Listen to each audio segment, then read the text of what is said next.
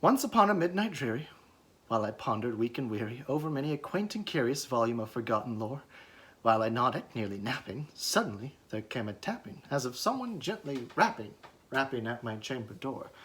"'Tis some visitor," I muttered, tapping at my chamber door. "Only this, and nothing more." Distinctly I remember it was in the bleak December, and each separate dying ember wrought its ghost upon the floor.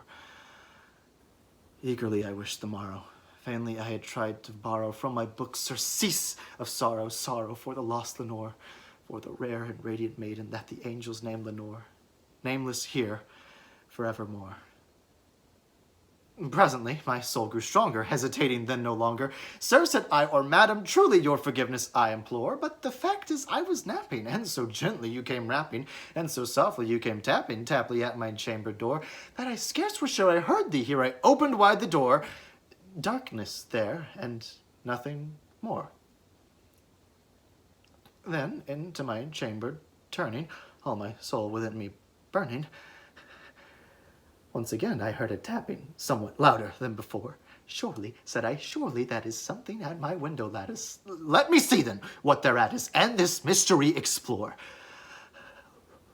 Let my heart be still a moment, and this mystery explore.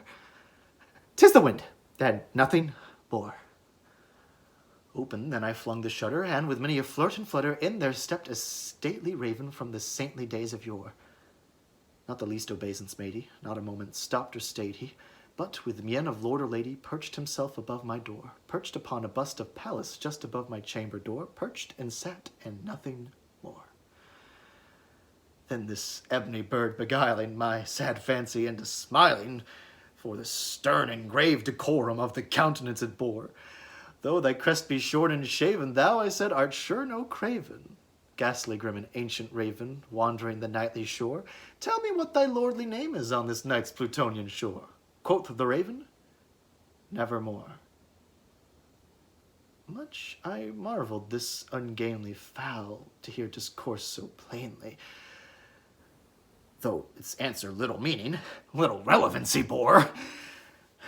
But we cannot help agreeing that no living human being ever yet has been blessed with seeing bird above their chamber door, bird or beast perched upon sculptured bust above their chamber door, with such a name as Nevermore. But the raven, sitting lonely on the placid bust, spoke only that one word, as if its soul in that one word it did outpour. Nothing farther than it uttered, not a feather than it fluttered, till I scarcely then but muttered, "Other friends have flown before. On the morrow he shall leave me, as my hopes have flown before." Quoth the raven, "Nevermore." Then methought the air grew denser, perfumed by an unseen censer, swung by angels whose faint footfalls tinked upon the tufted floor. "Wretch," I said, "thy God hath lent thee, by thy angels he hath sent thee, respite and nepenthe from thy memories of Lenore. Quaff, oh quaff this kind nepenthe, and forget this lost Lenore." Quoth the raven, "Nevermore."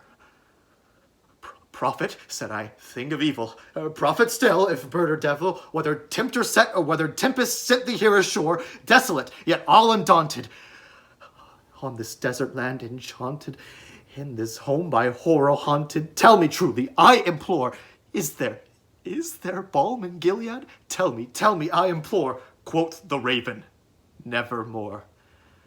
"Prophet," said I, "thing of evil, prophet still, if bird or devil, by the heaven that bends above us, by the God we both adore, tell the soul with sorrow laden, if within the distant Aidenn it shall clasp a sainted maiden that the angels name Lenore.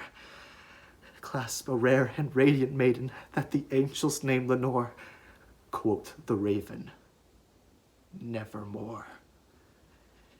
"Be that word our sign of parting, bird or fiend," I shrieked upstarting. "Get thee back into the tempest and the night's Plutonian shore. Leave no black plume as a token of that lie thy soul hath spoken. Leave my loneliness unbroken. Quit thy bust upon thy door.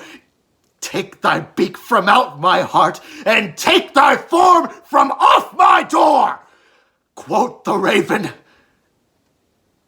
"Nevermore."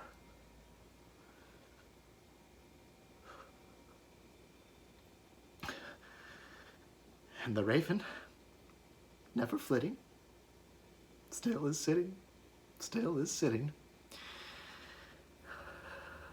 on that pallid bust of Pallas just above my chamber door. And its eyes have all the seeming of a demon that is dreaming. And the lamplight horrid streaming throws its shadow on the floor. And my soul from out its shadow, floating there upon the floor, shall be lifted never more.